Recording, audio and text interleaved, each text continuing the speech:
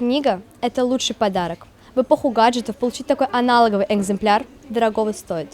Ко дню всех влюбленных в книжном магазине «Эдис» проходит 7-я общероссийская акция «Дарите книги с любовью».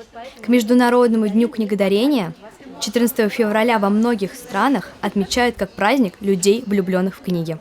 Работники детской библиотеки номер 30 подарят детям из центра «Журавушка» свои любимые детские произведения. Ты знаешь, для чего эта акция? Наверное, чтобы в библиотеках было больше книг и больше читателей. Ты сам выбирал эту книжку? Эту книжку я выбрал сам. Книжка интересная, писатель тоже в ней очень хороший.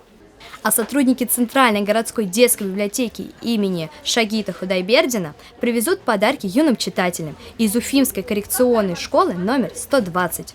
Участники акции должны выбрать интересные и достойные книги, ведь их будет читать будущее поколение. Алмаз, ты знаешь, для чего ты участвуешь в этой акции? Чтобы дарить книги детям. Например, это волшебные сказки Шарля Перро, а это чудеса и не только. Скажи, ты часто покупаешь себе книги? Да, я хожу в библиотеку и много читаю. Больше всего мне нравятся книжки о мифах. Любой посетитель не только попадает в компанию веселых героев из всеми знакомых произведений, но и может участвовать в викторинах, играх и познавательных конкурсах.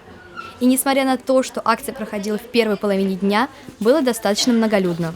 Совершайте добрые дела, ведь книга и вправду лучший подарок. Здесь среди книг дышится иначе и думается. Такие акции в очередной раз напоминают нам о том, что актуальность некоторых вещей и их ценность вечна. Ацховская Кира, Руслан Бекбаев, специально для Горы новостей.